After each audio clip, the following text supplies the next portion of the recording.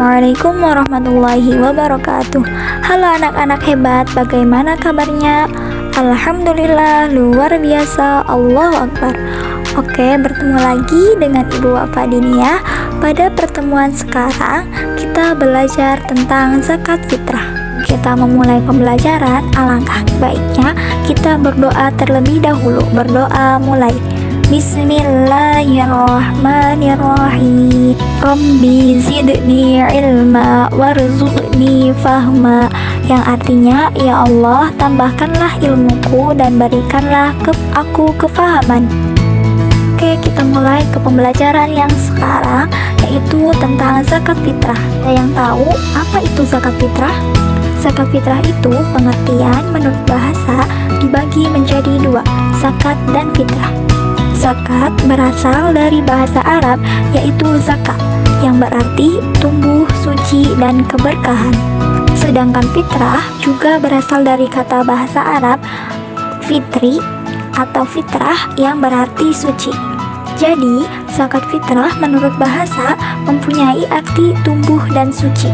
Sedangkan zakat fitrah menurut istilah syariat Islam adalah memberikan harta berupa makanan pokok yang diserahkan kepada golongan atau orang-orang yang berhak menerimanya dengan syarat-syarat tertentu.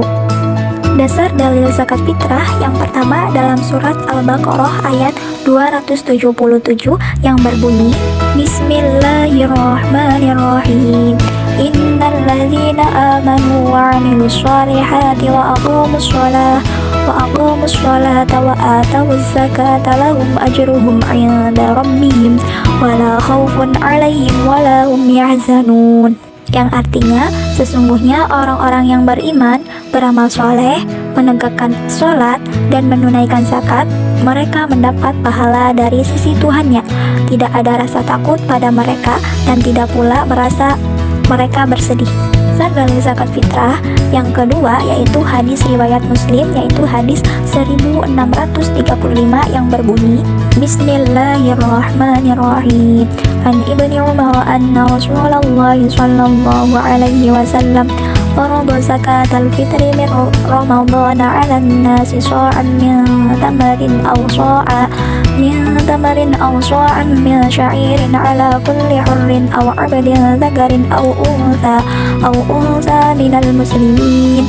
Yang artinya dari Ibnu Umar bahwasanya Rasulullah SAW mewajibkan zakat fitrah pada bulan Ramadan kepada semua orang Islam, orang yang merdeka atau hamba sahaya laki-laki atau perempuan, sebanyak 1 so' atau 3,1 liter kurma atau gandum.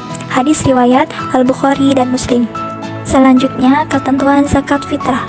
Ketentuan zakat fitrah perlu kita pahami karena zakat fitrah merupakan salah satu bagian dari perintah Allah Subhanahu wa Ta'ala, juga termasuk rukun Islam yang ketiga, di mana kewajibannya dibebankan kepada semua orang Islam.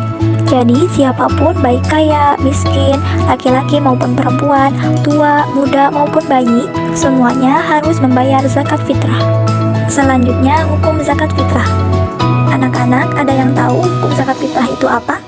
Oke, hukum zakat fitrah menurut dalil Al-Quran dan hadis yang sebelumnya sudah dijelaskan bahwa hukum membayar zakat fitrah bagi orang Islam adalah fardu ain atau wajib.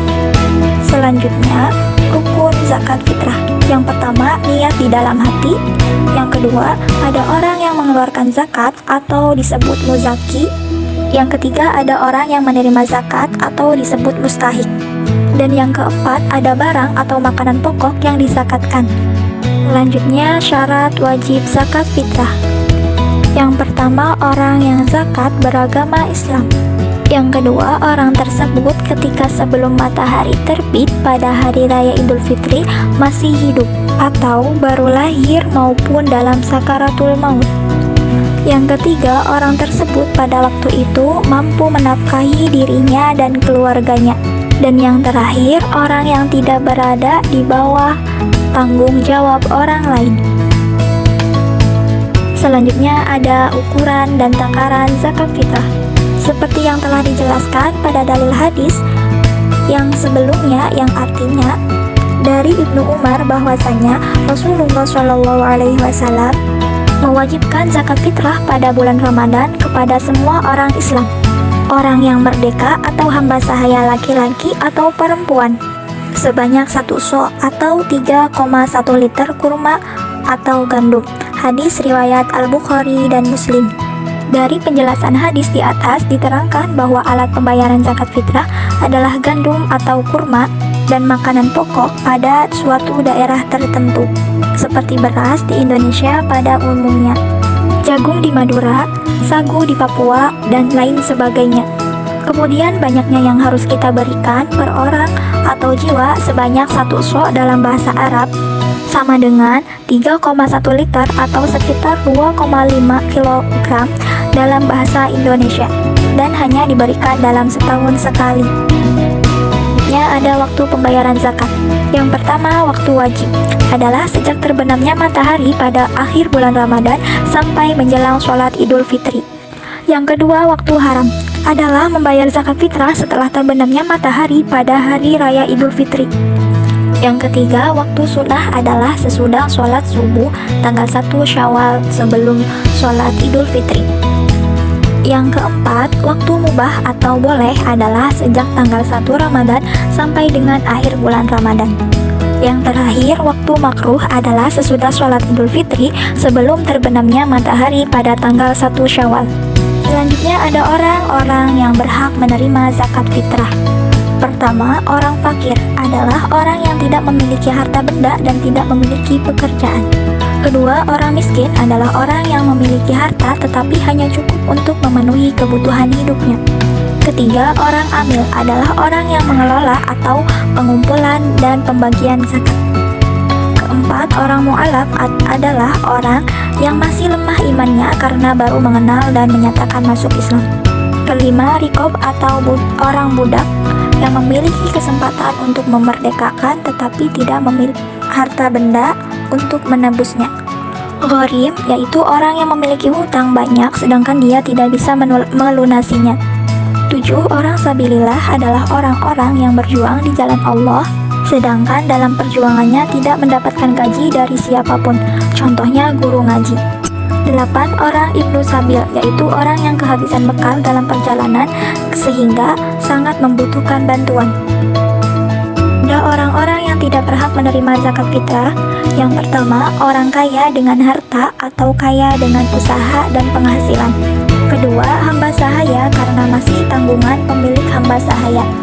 Yang ketiga, keturunan Rasulullah SAW. Yang keempat, orang yang tidak beragama Islam. Yang kelima, orang yang tercukupi nafkahnya oleh orang yang menanggungnya.